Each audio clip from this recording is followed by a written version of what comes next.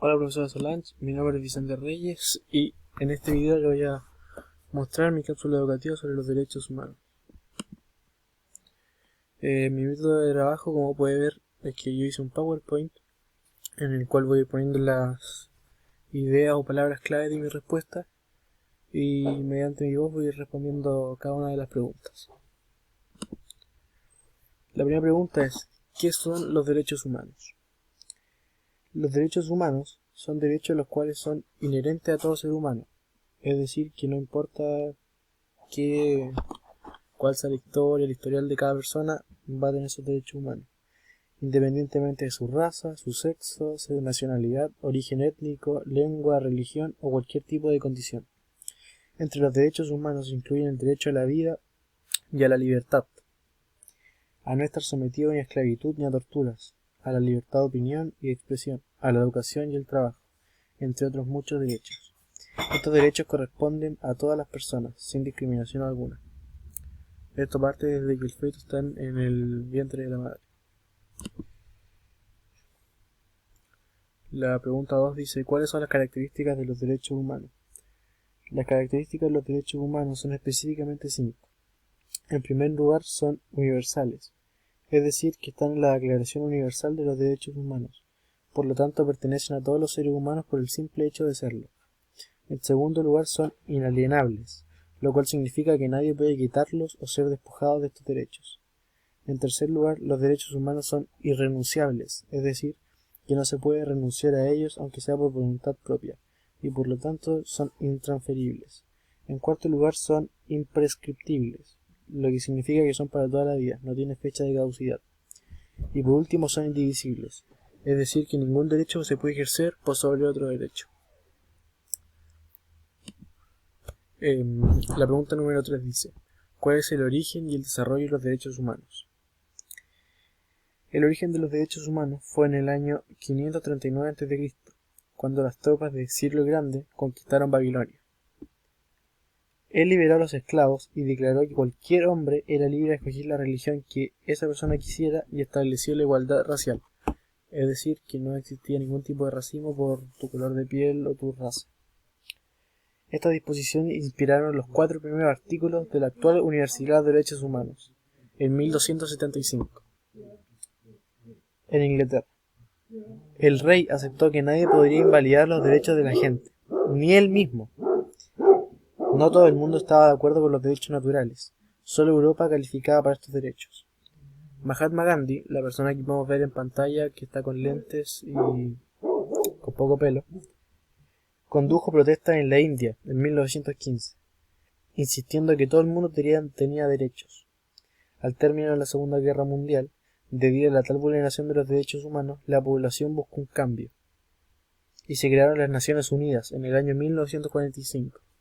Debido a toda la masacre y todas las atrocidades que se cometieron en la Segunda Guerra Mundial, esto hizo que hubiera un cambio de mentalidad en todo el mundo y no solamente en Europa.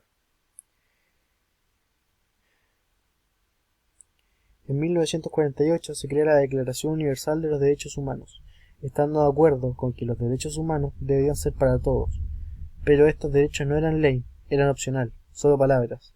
Personas como Martin Luther King y Nelson Mandela lucharon por estos derechos.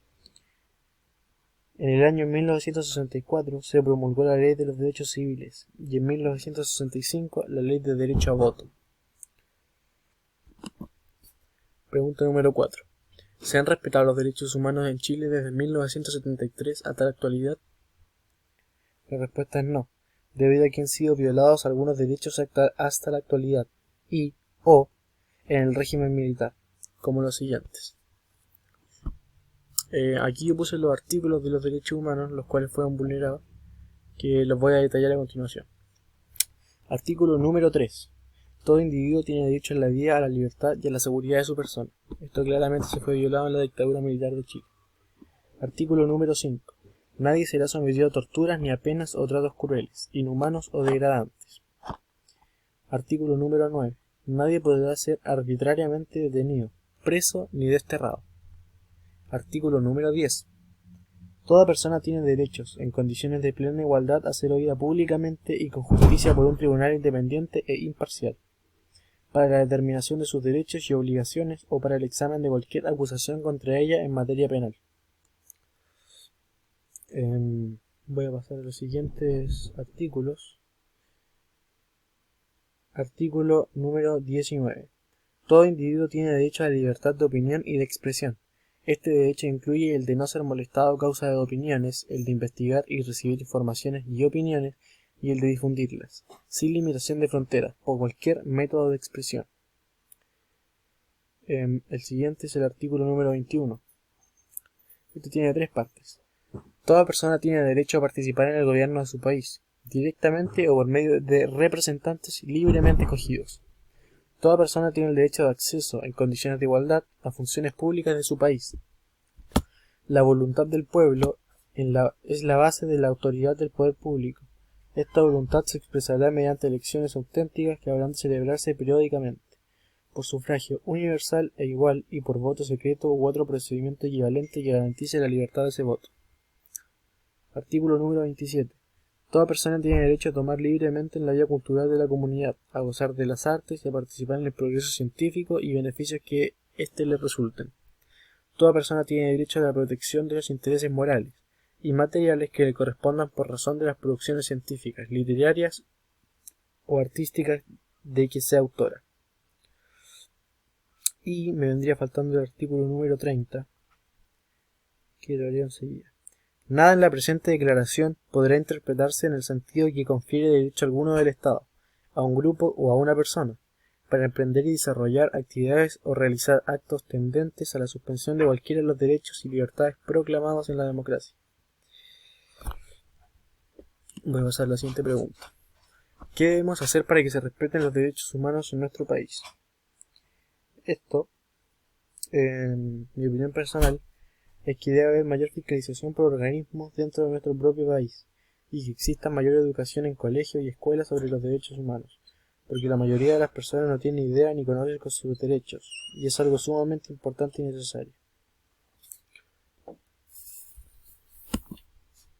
Muchas gracias por su atención.